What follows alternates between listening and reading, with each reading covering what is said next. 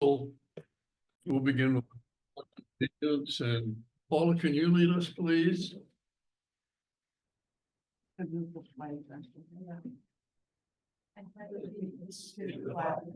United States of America, and to the republic for which it stands, one nation under God, indivisible, with liberty and justice for all.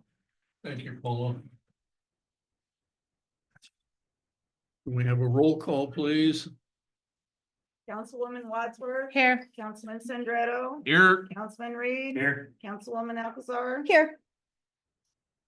Okay. Any discussions on the consent agenda?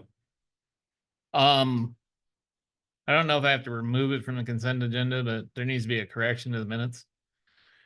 Cause I know our executive sessions go long, but we didn't get out at 9 a.m.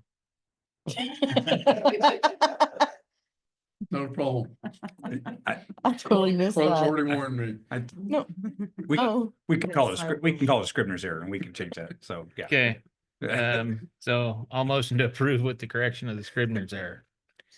I second. All in favor?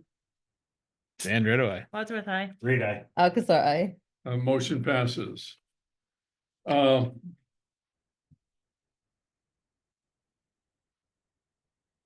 Agenda. Any changes or items besides getting out at 9 o'clock? No. Okay. I need to add one item under new business. It's regarding a change in our water and sewer billing. So to make the council members aware of what we're doing.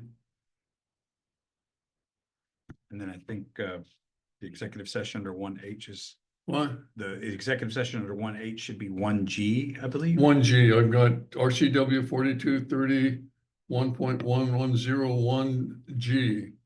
Is that correct? Yep, that's correct. Okay. Any other changes on the agenda? Or any motions? Motion to approve as amended. Second. All in favor? Sandra, do I? Wadsworth, aye. Read I. Alcazar, aye. Okay. I know no proclamations or announcements. We have any visitors that'd like to make a comment tonight? For non-agenda items. Non-agenda item. What? Is your comments on non-agenda items? Okay. Okay, come on up and give us your name and you've got 3 minutes. Is it name and address or just name? Okay. Name, address. Name and address, Right right here. there. That's the hot seat. Some of y'all, You gotta sit down, name and where you live and, my name is Jason Blanchard. I live over here off Botaka Loop.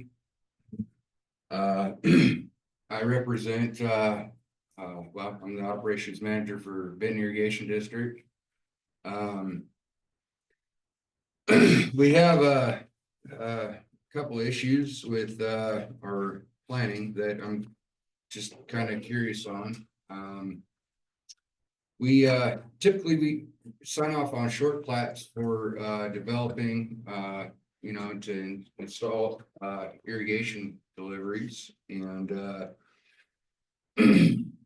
we have Mr. McAllister up the road. He's trying to short plat out one of his parcels in 3 different parcels, and it says here that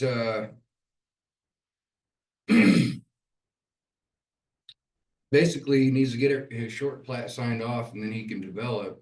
And in the past, we have required that the work be completed before we sign off on the short plat.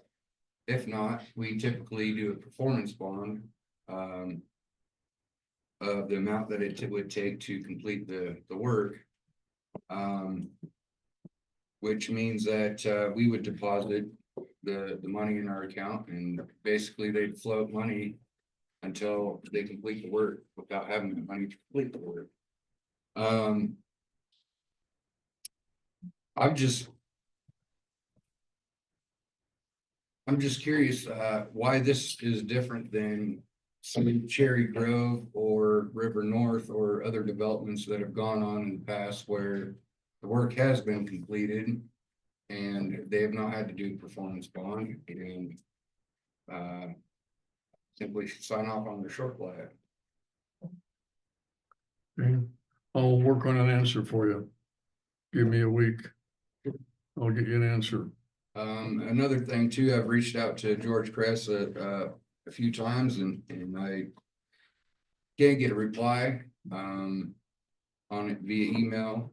I reached out and I extended an offer of, providing a user login and access to our GIS system that shows our pipelines and laterals and easements and everything, so that when it comes to planning that, you know, you guys will be able to take a peek at it and say, hey, they're putting a road in here.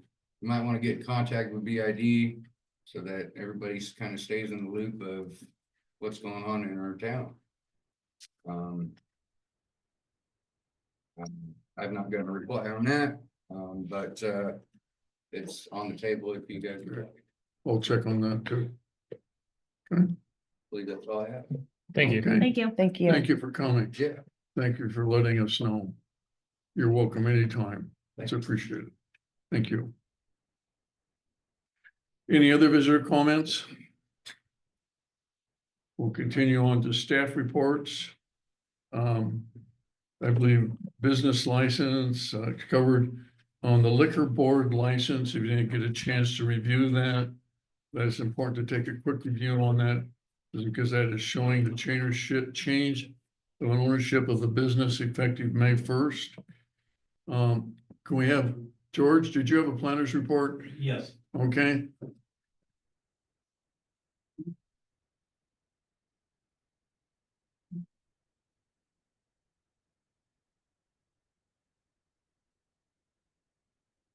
Good evening, Mayor, members of council. We'll go through this and I can maybe clear up a little few things about short plat versus subdivision, but we can get to that. Okay. And want to talk to the gentleman here to make sure we got his correct email address. That might be an issue. Good. Good. Planner's report. We have two subdivisions that are going forward to the planning commission for April 29th. One is on Babs and the other one is 1008 East 7th Street. And both are scheduled for public hearings. There was a question about advertising notice. I normally do that about a week before the hearing, so those will be going up out there. Is there a law on that? On how soon that has to be done? Normally we send out the notices at least 15 days in advance, written notice, but there really isn't any stated date for how long, but normally I put it up there for a week because the wind or kids take them out.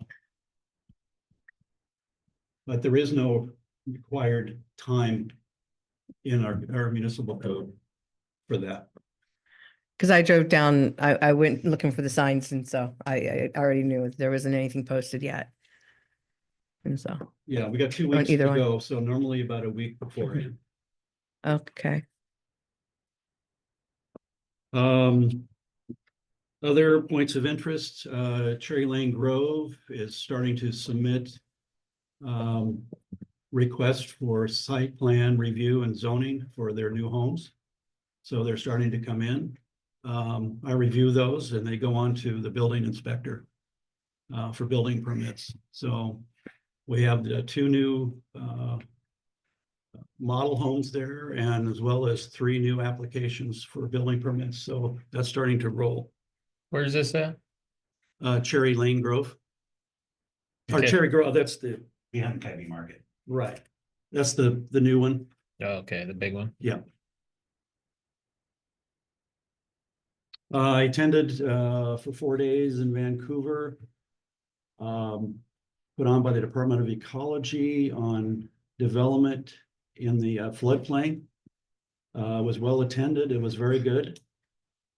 There was no staff people from FEMA, but the Department of Ecology reminded us that they will be enforcing all of FEMA's rules. And so it was very good to hear all the details about the development issues with the floodplain and floodplain ordinances. And we were reminded that the floodplain, if folks build to our standards and to FEMA standards, then the rates for flood insurance will remain at a relatively market rates. But if people do not build to that and there are issues, then it's going to raise everybody's rates. And so taken as a whole, that was very important. But we can build. Folks can still propose and submit preliminary plats for long subdivisions as well as short plats, which are 9 lots or less. And so they can still do that, and people can submit building applications with drawings, reviewing for meeting the Department of Ecology and FEMA's rules on floodplain development. So that was really important to hear that. And there is a process to do that, and people can still build.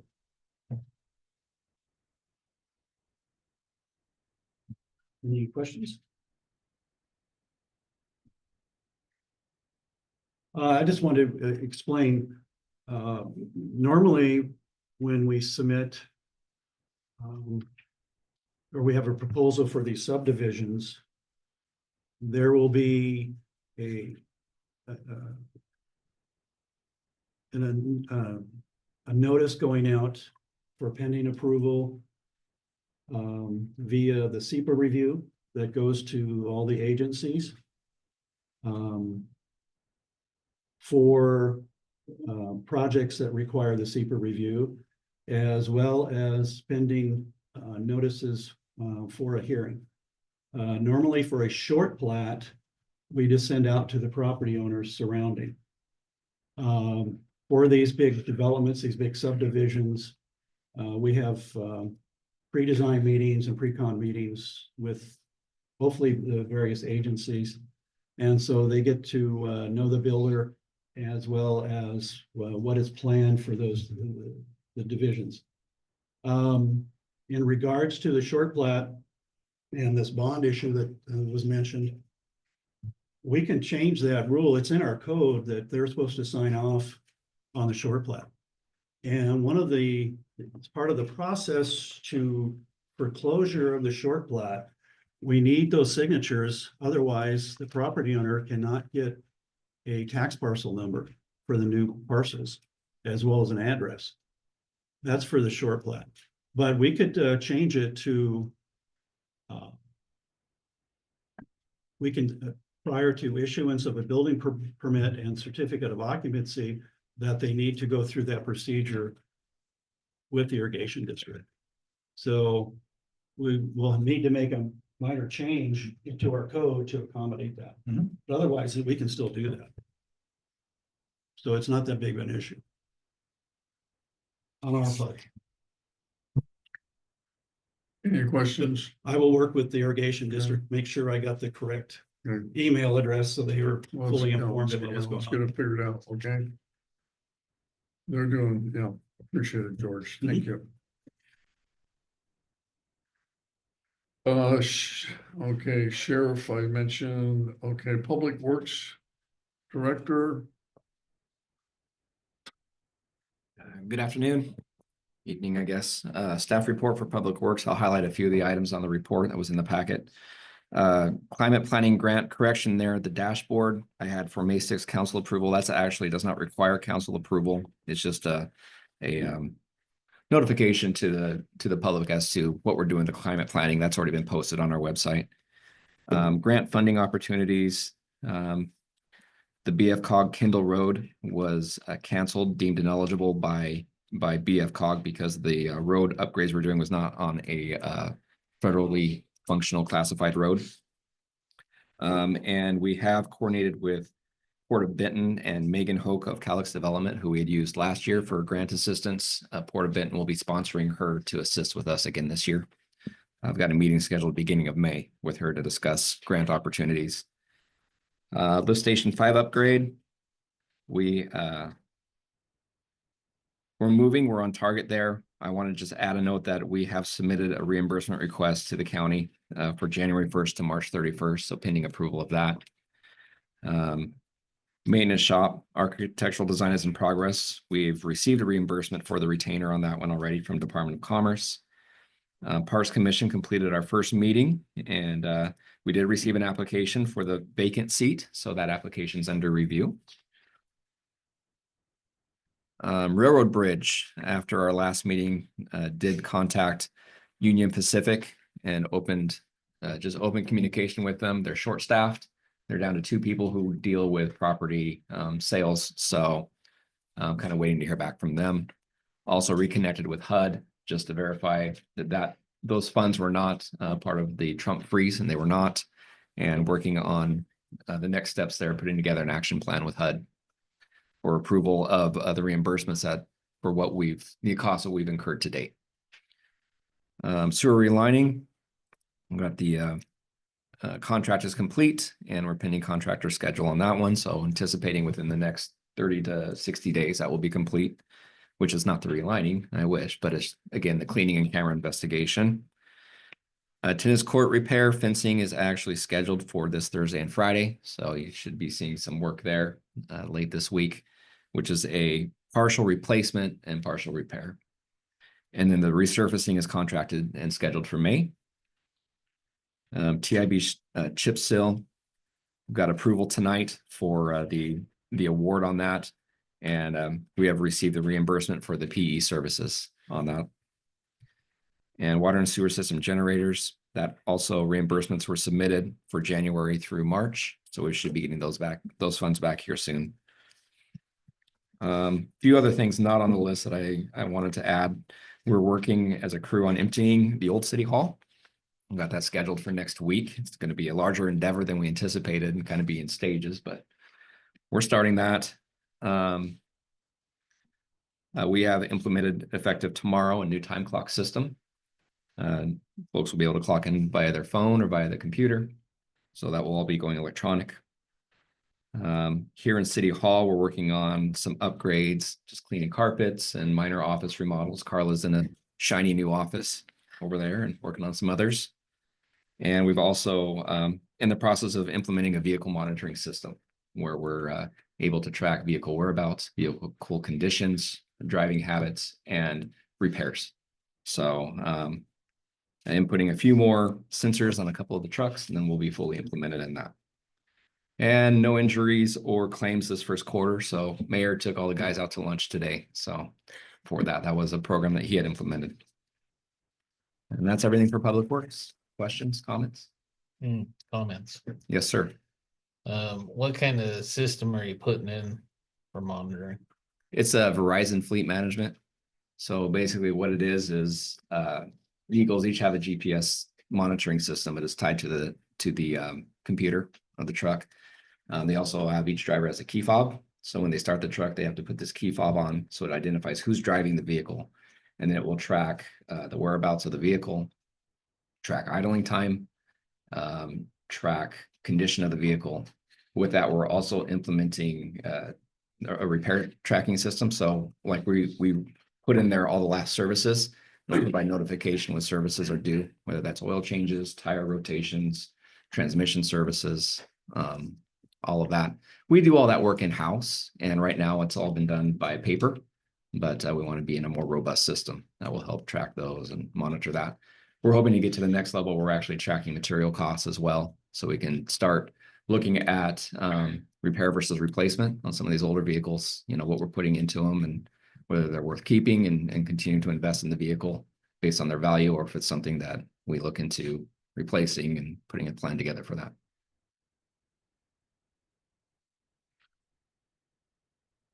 And you said one of the grants we didn't qualify for, which one was that? It's Kindle Road, where we wanted to do the widening and add the sidewalks in that little stretch between Mhm. 14th and the park. Okay, 14th Street is, it's called a FFC road, which classified, but Kindle is not. So I was notified by TIB. I went and presented to them our projects last Thursday, I believe it was. And then BFCOG notified me yesterday that it wasn't eligible because it was not on an FFC classified road. So lessons learned. I now know how to find those, and we don't have a lot of them in town, unfortunately, which limits our ability to request grants through the COG on those specific streets. But now that I know what I'm looking for, I'll keep that in mind for future applications.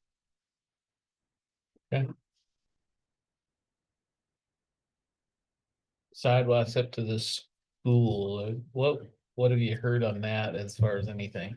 Nothing yet. They anticipated, as of last year, they said around June is when we would be hearing from them. So we're getting close, but we did have a meeting here in town last fall with folks from WashDOT, and it seemed to me very promising. They could see the need and determined that there was a need there. I think part of but even then the timeline was June would be notification of award, and then funds wouldn't even be released for another, I believe, 3 to 6 months after that. But that's when you start the contract process. Obviously, a WashDOT project's a little more time consuming, the paperwork. But hopefully we'll hear something here in the next couple months. Okay. That's all I got. Okay, anything else? All right, thank you Thank you. guys. Thank you, Nathan. Yep. Commander Clark, I mentioned, had an issue come up. I don't know if I mentioned or not, but he emailed, he had an issue they had to take care of. Is not able to make the meeting. Council committee meeting, staff reports, meeting reports. Since our last meeting, I attended the executive committee meeting. I was unable to make the regular board of directors meeting. So I have really no report other than what I know from the executive committee, which is very little. They had a couple authorizations for the general manager to sign some contracts, and that's it. Thank you. I have nothing. I have nothing. Nothing. Thank you. And there's no public hearings I'm aware of tonight. Items for approval. First is resolution 2025-18. This is a developer's agreement with the Benton PUD. This agreement is to set a power pole by Lift Station 5. It's part of the requirement for the Lift Station 5 improvements. We'll be routing power closer to the street and then underground over to the new lift station. So we're scheduled for construction in this project in September with our contractors. So we need to get this pole set in place. So let's discuss this. This is just moving a pole that's already there, right? Well, it's essentially, yes, it's a new pole. We'll be pulling the old one out and not moving it. They'll be putting a new pole in, but yeah, they're taking the old one out that's kind of more inset off of the street and setting a new pole closer to the street, bringing it straight into the lift station, since we're moving the location of the control panels and everything. Well, the reason I want to make sure there's that distinction is because our franchise agreement says any new things have to go underground, period. It is going underground. Well, from the pole to the lift station is going underground. Yeah, But- but any new line additions or anything Gotcha. have to be underground. So I want to make sure we make that distinction that we're not violating our own agreement. That's correct. We are just moving an existing pole. Okay. I guess I'll motion to approve resolution 2015-18 authorizing the mayor to execute the developers agreement with Benton PUD to install an overhead electrical distribution system for lift station 5 upgrade project. I'll second it. All in favor? Sandra, do I? Wadsworth, I. Read it. Alcazar, I. The motion passes. Resolution 2025-19, construction and maintenance agreement with WasDOT for pedestrian crossings. Again, this is the funded WashDOT project to install 5 pedestrian crossings along SR 225. This is the construction and maintenance agreement with WashDOT for that installation. So they're building these? No, but in the agreement, because it's building on their road, we have an agreement with them, and then we have to maintain the batteries and the flashing beacons once installed. All of that. So it's for approval for us to construct or to source out the construction. We're not doing it ourselves, but to source out the construction and then also to maintain them. Okay. The only thing they do is put the stripes down. Is that what the agreement said? Something like that. I think that's all they do is they come back and stripe it. Yeah. That's about it. Yes. Apparently they don't trust us for Well, they don't want you to get hit. that. They have their own color system. You saw a big green crossing there. Move to approve resolution 2825-19 authorizing the mayor to execute construction and maintenance agreement between Washington State Department of Transportation for the installation of pedestrian crossings. I'll second. All in favor? Sandra, I. Wadsworth, aye. Reed, aye. Alcazar, I. Motion passes. We have resolution 2025-20. This is the bid award for the chip seal project. Correct. So this is the citywide chip seal that was approved by Transportation Improvement Board. Akana handled the bid packet. We did the bid opening and it was awarded to low bidder Central Washington Asphalt. So, it's approval to contract and get this scheduled. Remind me how we're funding this again? TIB, Transportation Improvement Board, and it's under budget. Our bids came in, I don't remember the exact numbers, but about 10% below budget. And they're doing everything, entire city? No, we did a portion of the city last year. Yeah, I So- know, I heard about it every day. So we're doing the remainder of the city this year. Of all of the roads that qualified. I can send you a map, show you exactly. Well, I think we need to get that map out to the citizenry somehow. Mhm. And explain to them that there will be rocks sticking to their tires and all that stuff. That's no problem. We can send out a notification on our Facebook page and on our website. Once we're award and get it scheduled, start providing notification to the residents with a map. Sooner than later, if you would, Sure. because I don't want to hear about it again. I was gonna say with his contact information on it. No. Yeah, I'll put your phone Yeah. number. Well, it's something that has to be done. It's a maintenance issue to keep the Right. roads operational. But the citizens don't see it that way. They see it as an annoyance and Yeah. I must have fielded 30 questions on it and complaints. Then I just direct them to him, so. Yes. Go on. I'm putting your phone number down on my recorder.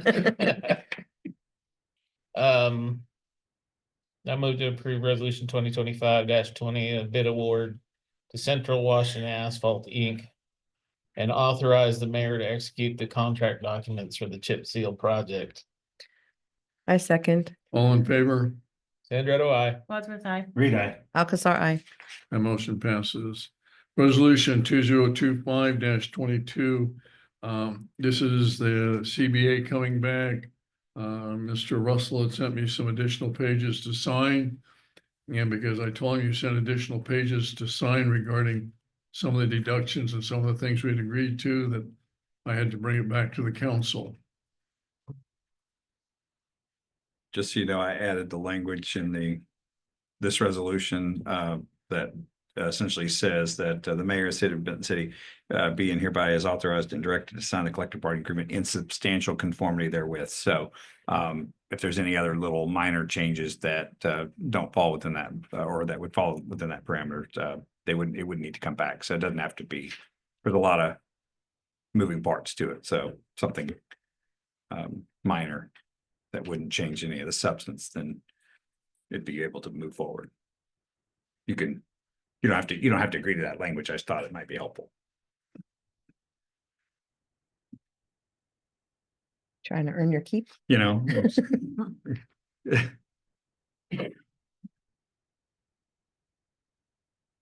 where is this additional? Or You the go to the changes. back of it, after the appendix A, those pages are additional.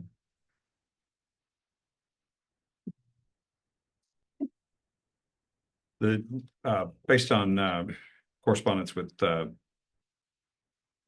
Russell, it sounds like, the, Teamsters Welfare Trust subscription agreement is the one that typically has, been signed, but the Retirees Welfare Trust is the new one. That's the first time that this would be associated with it.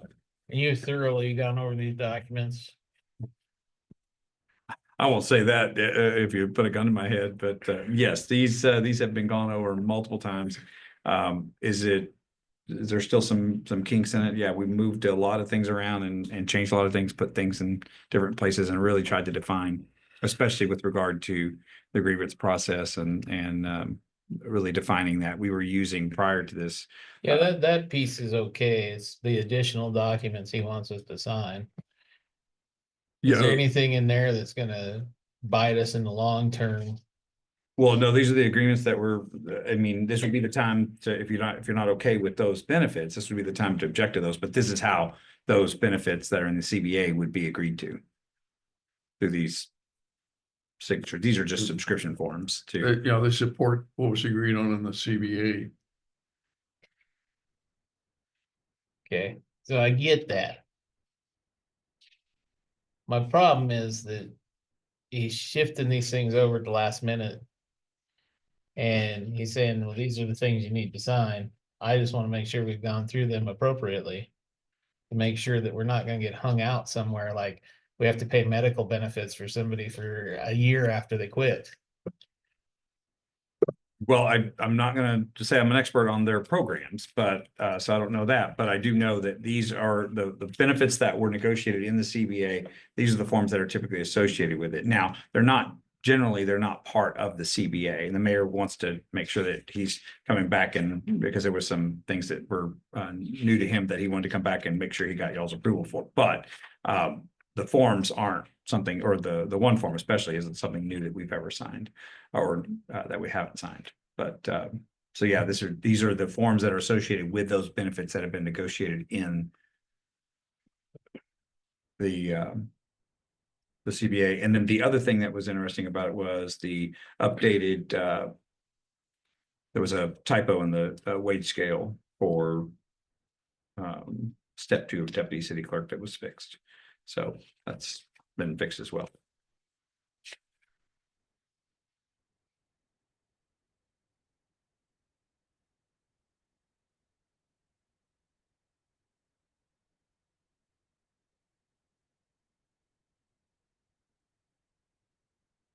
So just one question where it says effective dates of current bargaining agreement 1/11/1 of 24 to 10/31 of 28. If the new bargaining agreement first payment is due. The trust based on hours worked effective 12/1 of 24. Are we back paying that then? Yes, And how much is that? is about 15,000. Is that correct? No, back date, she's asking you a whole different thing. Oh, okay. So she's asking you regarding this, the retirement part of it, the Teamsters retirement. I think that's what she's asking you about. I don't know what the cost is. I haven't seen a cost of what. I'd like this to know will what that cost. looks like for us. Since we're backdating it from 12/1 of 24 to, I'm guessing, to when we sign this. Unless Yeah. Bill might have an idea. I'm saying 11/1 and 24 or 10/31 and 28. And then down And then right below, underneath it. I'm going an additional month here. Well. Okay, I was looking down further. Mayor, did he give you a breakdown of what the cost is for that? Retirement, the Teamsters retirement? So here's where I was. It was effective dates, 95 Current bargaining. a agreement. month approximately for that 12/1. retirement Per- coverage Per per person, employee, per in employee, which they pay 10%. 13. So, 13,000. we have 13 employees, so that's Just do it 1,300 a month, basically. Well, we don't have, but that's. So we have. Something, April, 6 months. And was there a discussion of why we chose 12/1 of 24, just from December 1st of 24? Of why we're not moving from date of signing? I can't answer that one. I'm actually seeing that is the actual. Because our CBA date and the welfare trust. Sign up date are a month apart from each other. I can see that in the first Okay. page. If you look down, it says effective date of contributions, the subscription agreement. So their program is December 2024 is when it would start. And our bargaining agreement is 11/1 of 24. So there's a month between the two, and I could see where your questions.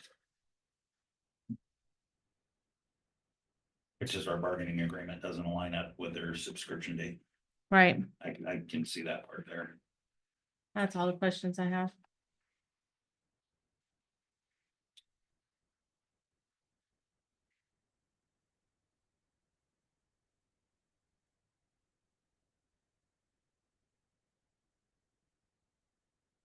Oh, you guys, I'm not motioning it. Well, let's get the answers then. I mean, I'm not saying that flippantly. I'm saying if, cause I Yeah. hear your concern. If you want us to look at the specifics of the program and make sure that you're clear on what all the specifics of each of the program. I'm not an expert on them, but, we can get up to speed on them pretty quick, but, so there's no harm in making sure you have all the information you need to move forward. Motion on tabling? Mhm. I motion to table this issue until next city council meeting, May 6th. Okay, I second. all in favor? Send it away. Wadsworth, aye. Read aye. Alcazar, I. Motion passes. CBA's tabled till the first council meeting in May. We have a conditional use permit application from Paul Lynn. You want to address that, George?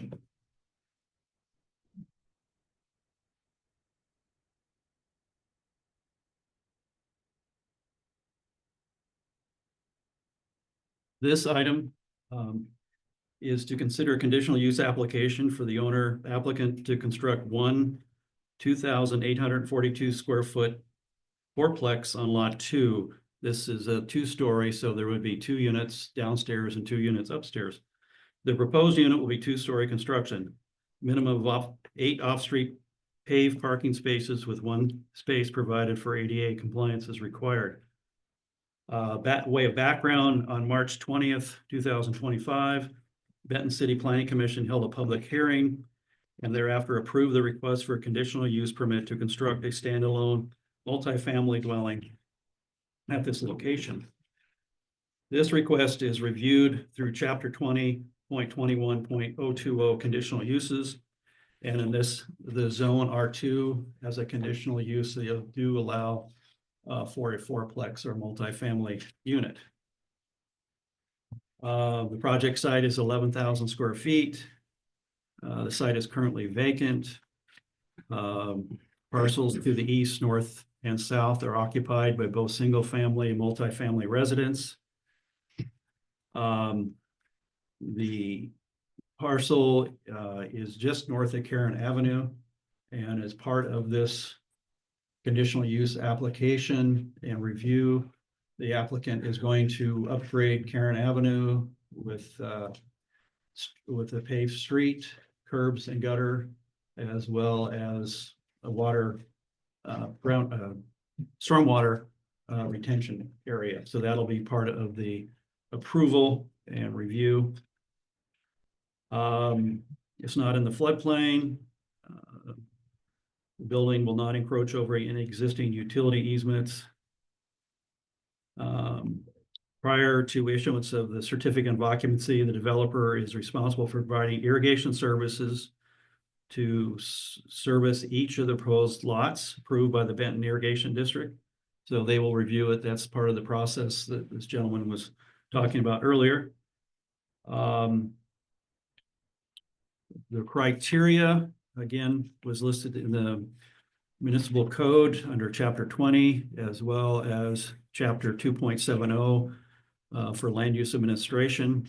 This is a type 3 land use action. And again, the planning commission did approve it. So the information is here in your packet. Okay, I have a question. go ahead. Let me make sure, I'm gonna say this in plain English, non-legal terms. I have, my concern is concerning the off-street parking. If we have to allow 2 off-street parking spaces paved, should the ADA be the? Am I making sense with what I'm saying here? Well, let's, Because if we have, let's say we have 4 families that move in there and we allow them each 2 parking spaces, but there's only a total of 8, but they can't use one because it's ADA only. Am I making sense with how I'm presenting that? You are, but the code is not really specific on that, but there is room there to accommodate more on site than just the 8 Paved. paved. well, I got the same problem. I guess the reason I bring it up is we have another development that's been here for the longest time, and there's obviously not enough paved parking spaces, and then it's curb. Mhm. But the problem is they park on the curb in the turn lanes and so on and so forth, and I mean, you can't get a 14-foot delivery truck through there, let alone a fire truck. Mhm, mhm. And that's a concern to me, so I wanted to kind of clarify. You know, are we putting in a total of 9 spaces, or are we only putting in a total of 8? Well, on their site plan, as he proposed. Yeah, I was- saw that. But the council can approve or request an additional spot. Well, the For- council approved and requested 2 additional spots the last time he built. So if there isn't 10 parking spots on the one that's there currently, we've got an issue. The second thing I've got is our parking code says that a building of that size needs 3 spots per unit, and it should be 12. So now, we've already made an exception in the previous unit set. To go below 10 is not acceptable. He needs minimum 10 spots, period. Because that's what we approved on the last one. The code just requires 2 There's a separate parking code that we set in play under Lehman that says 3 per dwelling unit on an apartment complex. That was in the title we approved towards the end of her term. Yes. I- So- So I'm just calling it out as I know it. So we need to make sure there's at least 10 as the council. And his other apartments complex better have 10, because that's what we said last time. There is a distinction between a multifamily and an apartment. Apartment is 5 units or more. A multifamily is 4 or less. Yeah, now we're getting into semantics because he built on 2 separate lots and he built 2 complexes of 4 each. And he did them separately. It's still an apartment, okay? But that's what I'm telling you. A minimum Okay. of 10 spots per unit is what we approved last time, or 10 spots for the unit set. It should be that this time. Okay. We can make that as a condition of approval. That is gonna be a condition of approval, that it has to have 10 parking spots, just like last time. Okay, And if it doesn't have 10 spots right now, I wanna know why. Cause on the map here, it's only showing the 8. Well, that's the new On one. the, Well, 8. and Well, one of them's 8. ADA, so technically right, 7, right, but here it says, so this is showing both of them. It looks, I mean, to me, that's both of them, right? That's 1 and that's 2. That's the one we've already built. This is And talking about building. right, but this one was supposed to have 10 and there's only 8 showing. Does that mean that, Well, that's what I'm clarifying right now, Yeah. because he's coming back with 8 again. And we said 10 last time. as a condition for building. Does Okay. he have 10 in there now? Yeah, Well, we will make that as a condition then. I appreciate he wants to develop and I appreciate development. But we've got to follow our own codes, so. That's my statement right there. That's the condition, Okay, minimum 10. got it. Now, is that 10 with one of them ADA He compliant? can make one ADA compliant. Okay.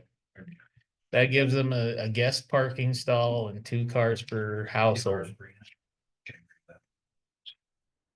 So it sounds like procedurally, though, the recommendation came from the planning commission as is, so you have a choice to accept, reject, modify, but I think you would need to hold a closed record. It's a quasi judicial matter. We'd need to hold a closed record hearing to get the record in front of you, so that then the same people that testified at the planning commission could then come in and testify in front of you, and then you can make that condition and However you gotta do it, Ben. But I'm going back to the way I ran it through last time. so I think all we would need is just a motion to set it for a closed record hearing. Motion to set this for a closed record hearing. I'll second. Sandra, do I? Wadsworth, aye. Reed, aye. Alcazar, aye. Motion passes. Okay, We'll get it back to you. So, we'll work together. Okay. This is our code's funky in this area. yeah, there's an issue with the state law on that. They passed in 23 also, we gotta take a look at. Okay. Sounds good. George and I'll figure it out. Between the two of us. We have a confirmation of Paula, and I'll probably massacre that last name, Cower. I got it, Cower, as our new, she's coming on as a finance manager. This is an exempt position, want to come up and, I think everybody knows, does everybody know Paula? Most of us do. Before we get into talking to Paula, I know this was a plan. I don't remember any talk about the non-exempt status or the wage rates or anything like that. Can you fill us in on that?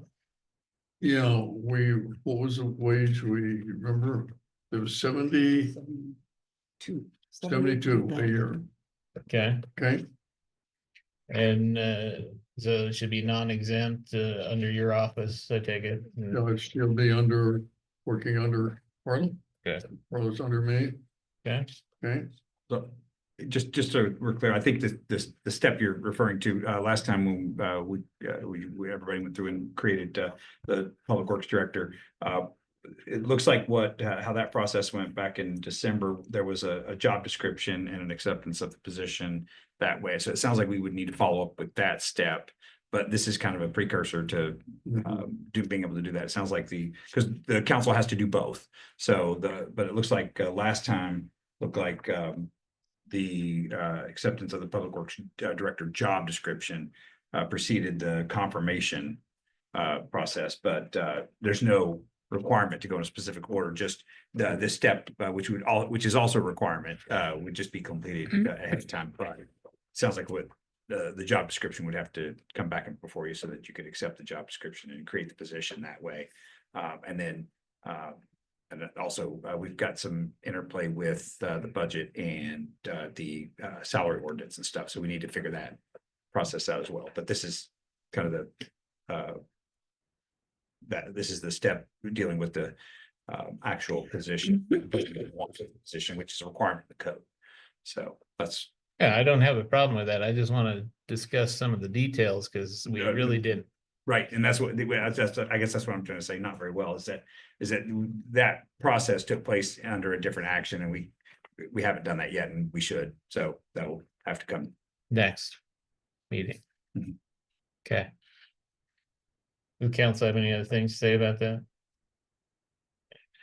So, from me, Paula, I appreciate that you're willing to come back. I know circumstances before were turbulent. So, from from my standpoint, Paula is an asset. I can't speak highly enough about her. Pleasant person, good at her job. I vote, and I Oh, will make a motion to confirm her. hey, come on, anybody make a motion to confirm? Yeah, I make a motion to confirm. I'll second. All in favor? Sandra, I. Wadsworth, I. Great, I. Alcazar, I. Welcome aboard, Paula. Thank you. Thank you. I'm excited to be. Thank you. And we'll get to that job description too, but. Thank you. Thank you. So we can like put anything on it now, right? Okay. We set the trap. I like it. Good job. There's a, did you want to talk about the 6-year transportation plan? Yes. Okay,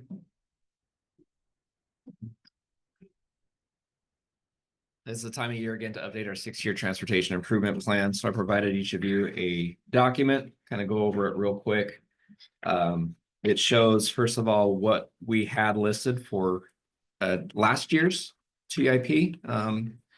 And I have 3 items highlighted in red that are scheduled to be complete this year. So those will be coming off, and provided kind of a recommendation based on meetings with internal meetings with our team and also with Akana regarding our recommended TIP for the next 6-year phase.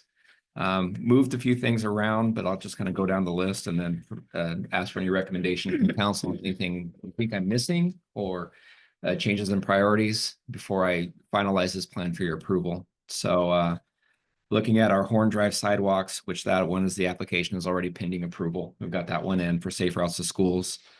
We've kind of rephrased the roundabout and the change in intersections to calling that the downtown bypass project. So we've split that up into phases. So under priority number 2 would be the 7th and Babs roundabout, which that one does have a BFCOG application in process as well, pending approval. Number 3 is fire hydrant bollards. The reason this is part of our TIP is because these are along the street and we have a severe risk there if a car hits one of those right now. A lot of these, especially right along the highway here, are not protected. Completion of Edith Avenue as number 4. Number 5 is a pedestrian bridge on State Route 225. And this has been moved up the priority level just based on the need and the increased traffic and volume that we're seeing in this area. Number 6, Della Avenue sidewalks. That's sidewalks from 7th to 9th / Main Street. Which that is eligible for RCCF funds. Just haven't got to an application to that yet. And then downtown bypass phase 2, which would be the intersections for Horn Road. So 7th and Horn and 9th and Horn.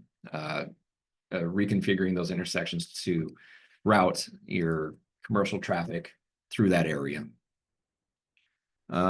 Number 8 would be additional sidewalks and bike path along State Route 225 and Babs from the downtown area down to the bridge. And then other maintenance issues we have, number 9 and 10 are Chris and Hope Lane overlays. There is some development there as well, street lighting and a little bit of storm drainage. 11, Kendall Road widening and sidewalks, and 12 would be downtown bypass phase 3. In our conversations, this is just 6 years, and that's a lot to get done in 6 years. So we did add some things that we thought would be other considerations down at the bottom in orange. Those would be street lighting upgrades, crack sealing citywide. We just did that about 3 years ago, but that will be coming back up. Same with chip seal. Again, we're in the process of doing that, but we'll need to be brought back up in a few years. A possible bridge across Yakima River on Babs / First Street. And that would start with a feasibility and planning study. Upgrade of Highland Road, now that section's been annexed into the city, specifically by the backside of the high school, that area. And then as we continue to grow and develop, we anticipate that moving out towards OIE. So probably some feasibility studies there as well, increasing infrastructure in that area. That's what we've kind of put together as a team, but I welcome any discussion you guys have on additional recommendations or changes in priorities. Do you really want to hear it? That's why I asked, sir. I move Edith Avenue to number 12. I will say with Edith Avenue, we have another house completed or permitted and the final home there, the final empty lot there. We anticipate obtaining a permit for, or getting a permit submitted for that soon. So On the north side. on the north side. So Not what we've south got side. are the south sides, which one lot is consolidated. It's all one lot, so there's no, we don't anticipate any development there happening. The other one, based on our knowledge, again, no development. And the corner lots, houses are already there on the corner of Edith and 14th/13th. Not sure exactly where that delineation is.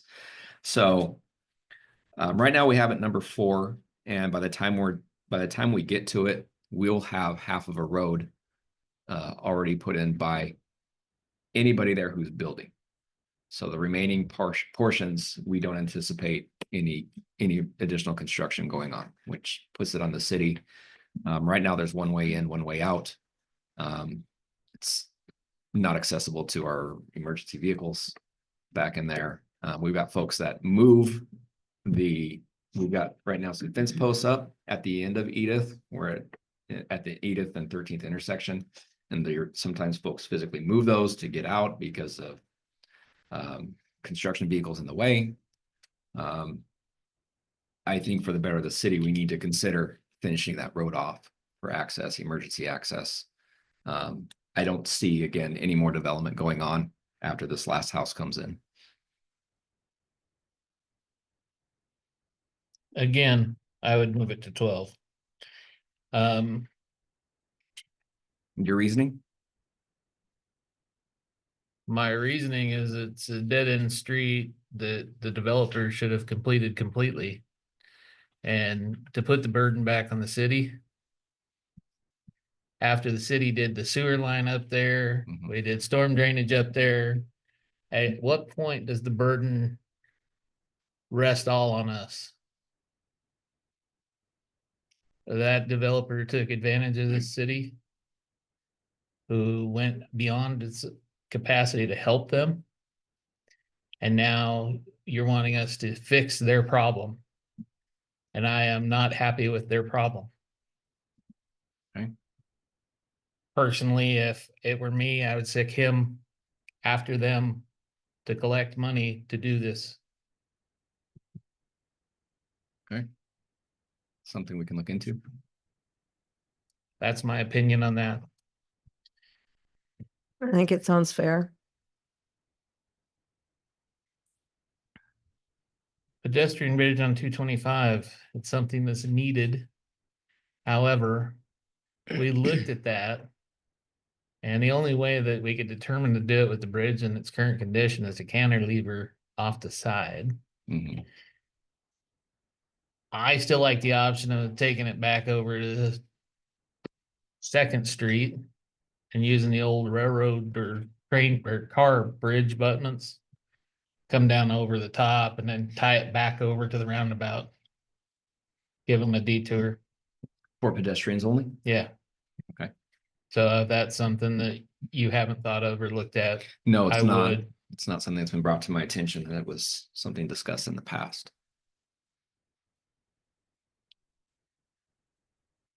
Where I see a lot of the foot traffic is like, or not on Green Acres, that area. They're walking back and forth across the current bridge. Even if we supply them with another bridge a little bit west of there.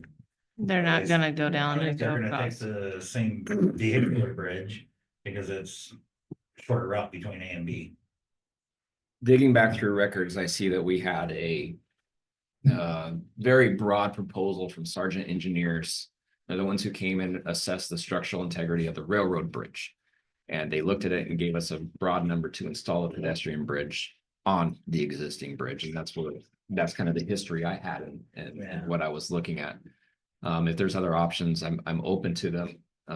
I just believe there is a strong need for it. I would agree, pedestrians are probably going to use that same flow of traffic. Yeah. And not go all the 2nd and come back around, but either way, I believe a solution, it needs to be added to our plan and something that we're pursuing to help alleviate that. That area is going to continue to grow. And right now, there's not much there. I know we've talked to county about it and they said, well, putting a pedestrian bridge going to really nothing on that other side isn't feasible, but it should be part of our plan because of the anticipated growth on that other side. Do you think DOT would have any buy-in on this conversation? Um, Considering it's their state route, their bridge, they're responsible to maintain it. And I get their traffic counts and stuff. yeah, Yeah, that's kind of a headache. I mean, number one, the bridge truly isn't rated for the trucks that go over it sometimes. You know? yes. Good. I mean, there's a lot of issues with the bridge. I mean, I'm gonna be we've blunt, got they're now. breaking their own rules on the road, so. Yeah, and we've had conversations with DOT and they're, it's been, yeah, it's a problem. We don't have any money, we don't have any resources to help. So buy-in, yes. Yes. But financial support, unless we go the route of grants and funding that way, that's the only way it's gonna happen. But as long as it's on our STIP, then we can pursue those funding opportunities. So, and maybe what I found is when we secure funding from one source, it helps support getting funding from additional sources, Correct. because this would be a this would have to be funded by multiple entities. Yeah. The WashDOT doesn't have enough to help us completely. I'm sure it'd be going partially through, be a cog, partially through WashDOT, even if some federal funds were available. This is a big endeavor. Plus our own buy-in. Exactly. But this is the first step. It's just Yeah. putting it on a list, and it really doesn't tie us to anything other than points for funding opportunities.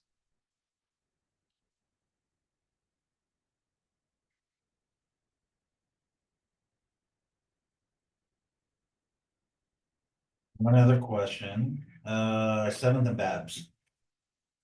I want to make sure I'm saying this right. This is gonna be kind of a business bypass type Yes, deal. through traffic.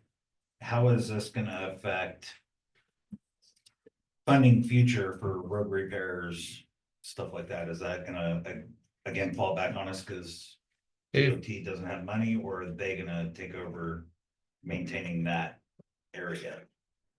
I think. Good question. I think the answer to that is if we turn that into State Route 225 and continue a business bypass through town, that both will be covered. Cause I know, Stevens and all that, this was actually very similar circumstances and of course a larger scale in Richland when they did the Jadman Stevens Business 240 bypass. Mhm. I remember there was quite an uproar with council over that. I know. I might be able to find the notes on that. I know there's a few Eventually, cities like Newport, they have a business district set that's part of the state route, Yeah, but there's a truck bypass. yep. Mhm. And I think that's the important part there. And that would be the intent. I mean, the other way to go would be through 14th/13th and go that way as our truck bypass, but this seems. Either way, you've got neighborhoods, you've got a lot of homes in those areas. I think 7th is more developed and prepared to take on that traffic than 14th and 13th. Correct. The only downside is you've already got an industrial area with Dale there. But that will be part of phase 3 of this, is the reconstruction of the intersection there at Babs and. Well, it's Babs and 9th, I guess. Yeah. To route that traffic down that way, and it'd be an easier intersection for them to just keep going down that way for the folks on Dale Avenue. But it's the intent to kind of relieve the traffic in our downtown area, and right now this seems like the best option. I'm open to other ideas. You guys Historically, a have- lot of this would have been fixed with the other interchange. Yes, So historically, that interchange was reconfigured that way to allow that truck traffic a turn lane, they're not Because- using that interchange. because it used to go straight through, Mhm. just as you just kind of described, and they got rid of that for that purpose. Because 13 was supposed to be a truck bypass. And where Cherry what's it called? Cherry Hill Villa? Yeah. Where it is at the end of the road. 13th was supposed to go straight through. And tie into the Horn. Where That, at? if you go straight down Cherry Hill Villa, 13, Yeah, yeah. where it goes TW right into away, Horn, Mhm. That was supposed to continue straight through.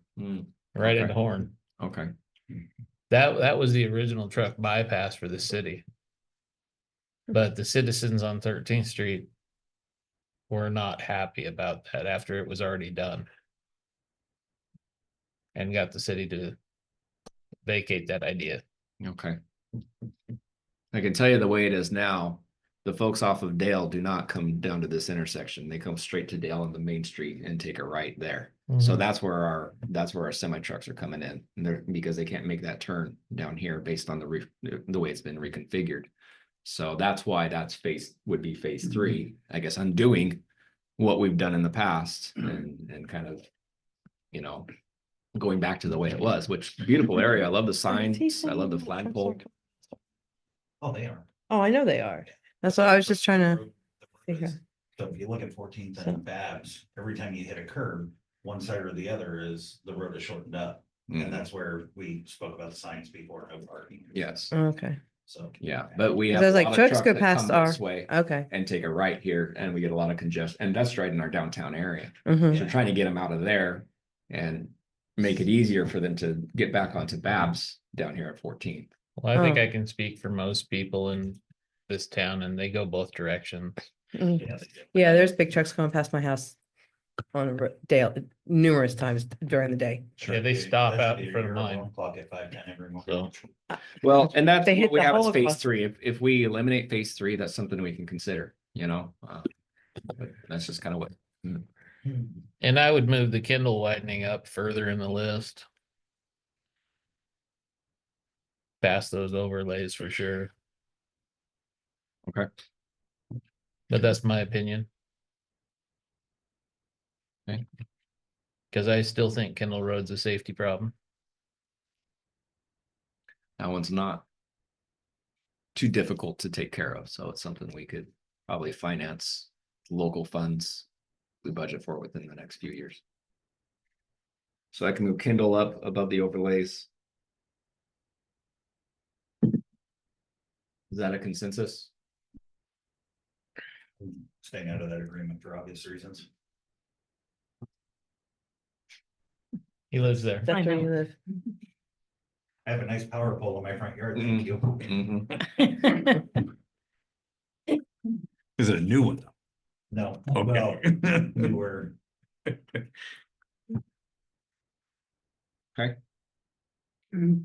Anything else on this? So I'll No. readjust Edith and Kindle. And then I'll be updating the cost estimates and actually getting it to you guys for approval. In the next Awesome. month. Thank you. All right, Thank you. thank you. Next item. We have retirement for JB.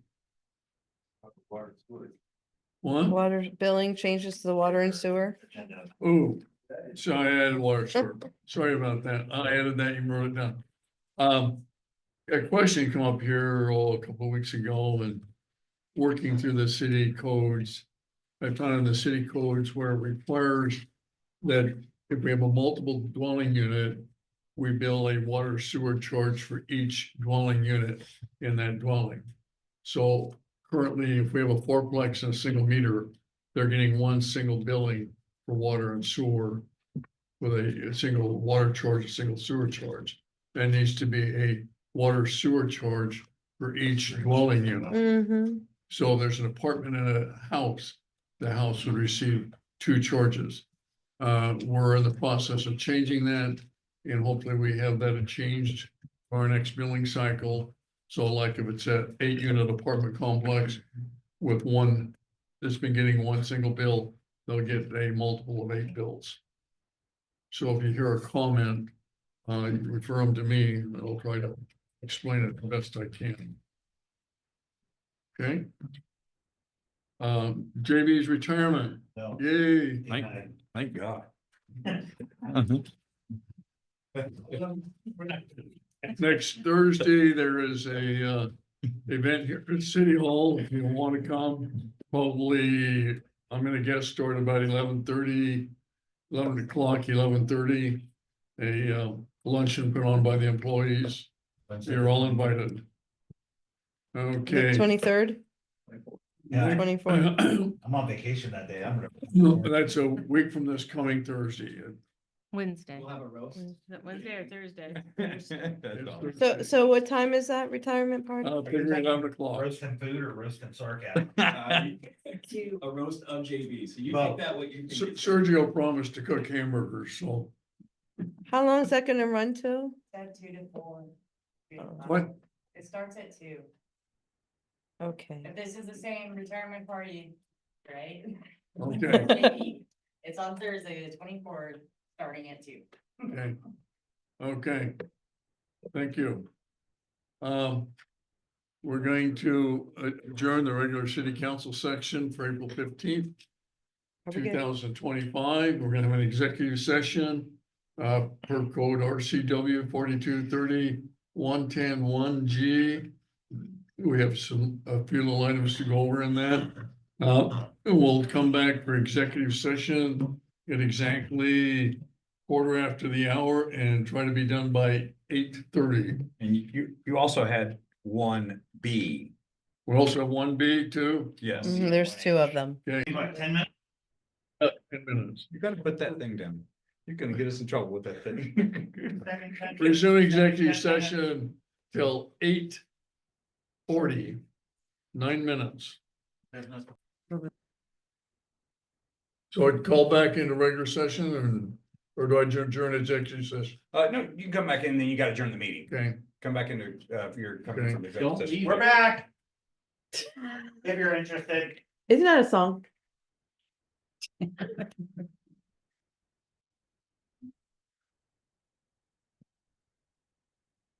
we're done. Calling back to order, Benton City regular council section, April 15th, 2025. Any additional items? Do I hear a motion to adjourn? Motion to Motion adjourn. to adjourn. Do I hear a second? Do I hear all in favor? Aye. Aye. Aye. Benton City Council meeting, April 15th, 2025 is hereby adjourned. Thank you, everybody, for coming. Good to see you. You too. Yes. Go that? into, Okay. go Is that an attorney? into SB Yes. 6015 and read it. What is that? A state law that's in place on parking. I remember this, yes. What? A state law that is in effect on parking at middle housing. What's And I it said, say? well, wait, he's now. It says that our city ordinance does not comply. They hired a lawyer. for it, Because? Yeah. Yeah. Hired the one we had Why? here. There are restrictions that they mandated at the state level. Vacation when last week and I came. They approved it. He's cutting trees down. on our What? property. They approved it. We sent it in the Our- commerce Yeah, and and so I haven't. checked everybody it else yet. He called approved me it. today, but I. You didn't- know, Laura's got it. legislature Yeah, okay. passed a new law, And he's What, like. you know, signed into effect. It's the title company that hired it though for you, right? Yes. Gives me a So headache. they're This kind of- last session. Yeah, I know. They're still working on, gives me a worse headache. Yeah, Wait, till you lawyer. hear some of the new residential codes they're trying to But push. he questioned, he's like. You gotta put a 30-amp Um, service and a sewer why tap is in. he's resident opening R2. himself up to liability. Right, we already have the sewer It's for the just like- requirement on the electrical. They- So all the new houses have the plug. Yeah. Now they're gonna make it might not be sewer. The other worst one is Well, the new and I building explained to code, him some stuff that I've been anything told built people have in the said. 100 or 500-year floodplain Here has to be built is- flood compliant. So they're gonna force people to spend more money. Yes. Demco law firm. What? I'm ready to move to Montana. No, that's in How's it spelled? the building code of the United States, ICC Well, that's good though. Hey, code. if you're getting somebody else to pay for it. Oh, and I asked him, I That's said, best. can you please I say we make call sure that Trump. you let me know when you've notified. I'm going to this Alaska. lawyer, because he's, are you worried about retaliation? I'm like, oh, yeah. Are you kidding me? That's why I'm calling. I'm like, that's how I am. Actually hoping you'd be here. Oh, good. F1. You know that- Here. What?